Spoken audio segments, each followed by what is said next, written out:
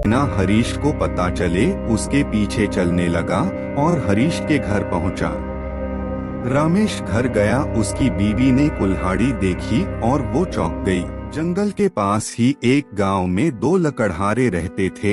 हरीश लकड़हारा बहुत ही चुस्त और ईमानदार लकड़हारा था। रमेश जो दूसरा लकड़हारा था वह बहुत ही आलसी और बुरा लकड़हारा था। वो अपनी रोजी रोटी जंगल में लकड़ियां काटकर कमाते थे। हमेशा की तरह एक दिन सुबह हरीश अपने काम पर निकला। हरीश जंगल में जाकर लकड़ियां ढूंढने लगा। मुझे अच्छा लकड़ा नहीं मिल रहा, मुझे नदी के किनारे जाना चाहिए। वह नदी के किनारे चला गया। वहाँ उसे एक बड़ा पेड़ मिला। हरीश पेड़ पर चढ़ा और उसे काटने लगा। जब वह काट रहा था, कुल्हाड़ी उसके हाथ से फिसली और नदी में जा गिरी। अरे नहीं, यह मैंने क्या कर दिया? मेरे पास पैसा कमाने का बस यही एक साधन था, इसके बगैर मैं क्या करूँगा? हे भगवान, कृपया मेरी मदद करो। वो रोने लगा और भगवान से प्रार्थना करने लगा। भगवान ने उसकी प्रार्थना सुन ली। उसके सामने देवता प्रकट हुए और उससे पूछा, तुम रो क्यों रहे हो बेटा? मैंने अपनी कुल्हाड़ी नदी में गिरा दी, मेरी मदद कीजिए। तुम्हारी कुल्हाड़ी मैं तुम्हें लौटा दूंगा। देवता ने नदी से एक कुल्हाड़ी निकाली। वो ऐसे चमक रही थी मानो वह सोने की बनी है।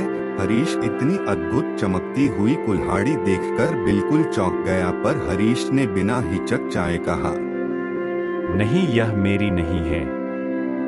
देवता ने दोबारा एक और कुल्हाड़ी निकाली। वह चांदी की बनी हुई थी।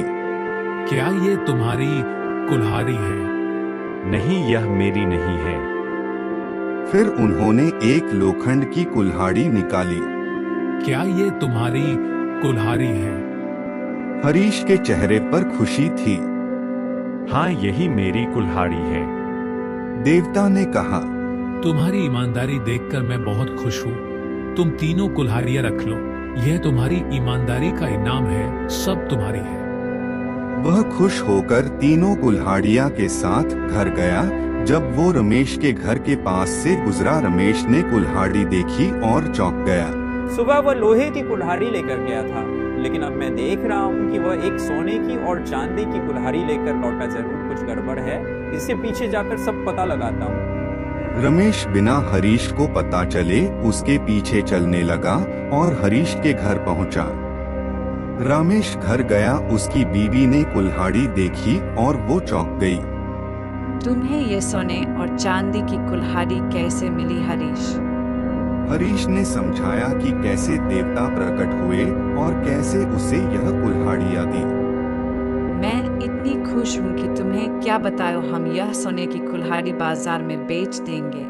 रमेश जो यह बाहर से सुन रहा था, फिर रमेश नदी के पास गया और जानबूझकर उसने अपनी कुल्हाड़ी पानी में डाली और बोला, भगवान मुझे अपनी कुल्हाड़ी वापस पाने में मदद करें। देवता प्रकट हुए। तुम रो क्यों रहे हो बेटा? मेरी कुल्हाड़ी पानी में गिर गई है, मेरी मदद करो। देवता समझ गए कि यह एक कपटी इंसान है, मुझे इसे सबक सिखाना होगा। देवता ने पहले उसकी लोखंड की कुल्हाड़ी निकाली। क्या ये तुम्हारी कुल्हाड़ी है? रमेश ने सोचा कि हरीश तो अपनी पत्नी से यह कह रहा था कि देवता ने उसे पहले सोने की कुल्हाड़ी दिखाई, लेकिन यह तो मुझे लोहे की कुल्हाड़ी दिखा रहे हैं। कोई बात नहीं, मैं इनसे झूठ बोल देता हूँ। नहीं देवता, यह मेरी कुल्हाड़ी नहीं है। देवता ने फिर चांदी की कुल्हाड़ी निकाली और उसे दिखाई। क्या ये तुम्हारी कुल्हाड़ी है? नहीं देवता, यह मेरी कुल्हाड़ी नहीं है। फिर देवता ने सोने की कुल्हाड़ी निकाली। क्या ये तुम्हारी कुल्हाड़ी है? हाँ हाँ, यही मेरी कुल्हाड़ी है।